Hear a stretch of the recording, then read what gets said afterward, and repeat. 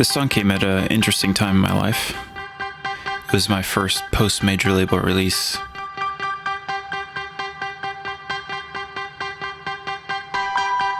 It was really important that this go well. I guess I had something to prove. Everything had to go perfectly. The release, the music video, the artwork, Coachella. But first, the riff that started it all. I recorded it with my Gibson SG that I've had since I was 16 years old.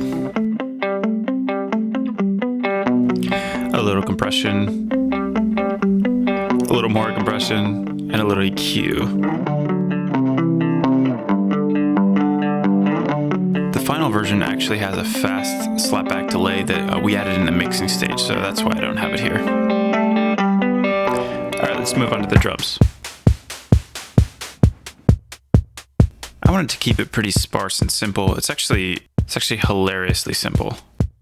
I always run it through my Shadow Hills Dual Vandergraaf. It's just a great round sounding compressor. Just a basic kick drum. I really don't even have a snare in it. Some simple noise hi-hats. All compressed with a Fairchild. I spent a lot of time building Ableton devices, samplers, that sort of thing. This particular one is a clap machine. I call it the Clapper. Add a little bit of randomness through the groove pool and you're good to go. These guitars actually use the built-in amp simulators in Ableton. I don't always use this, but I kind of dug it.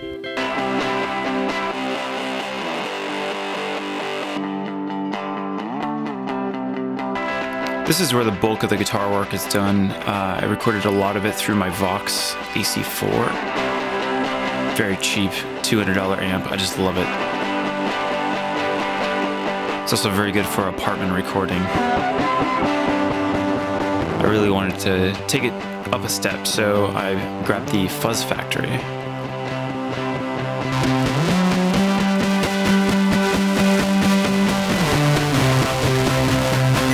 It's that very fuzzy, distorted sound that you're hearing.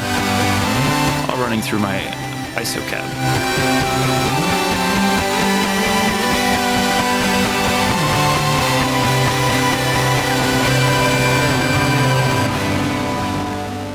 All the pianos were recorded with my Yamaha CP70. It's played pretty poorly, but that's pretty intentional. I think it adds some human element to it. What's wrong with being different? Just to be different.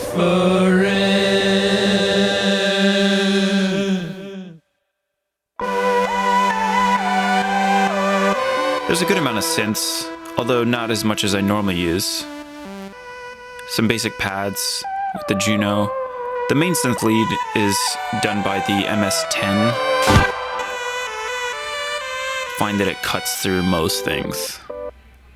This is actually a part that I didn't use in the final version, but found it. You that feeling, it takes no revealing. It just takes 1 minute.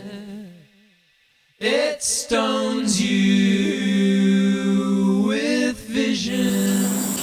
This is actually my second opportunity working with André. We're old friends from college, and I used to play in a band with Carl Kling called Girls and Diners. We are children! Back in like 2006, 2007.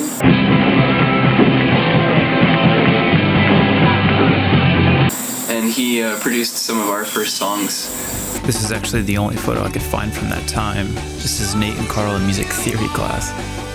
This was literally the first time I'd ever recorded a band and I had no idea what I was doing. I recorded all the vocals through a guitar pedal.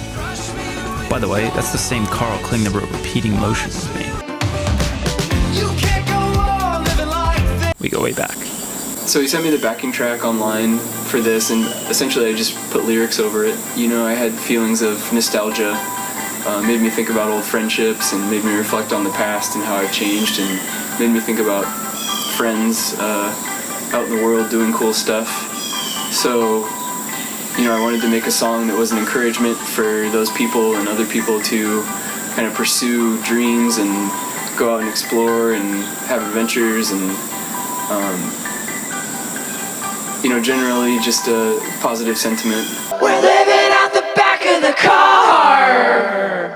The double meaning of the phrase living out of the back of the car was intended to suggest the risk that is involved with pursuing what you want to. And so I just kind of wanted to make a song that was an encouragement for people to pursue creative artistic endeavors or different chapters in life or moving forward in general. We're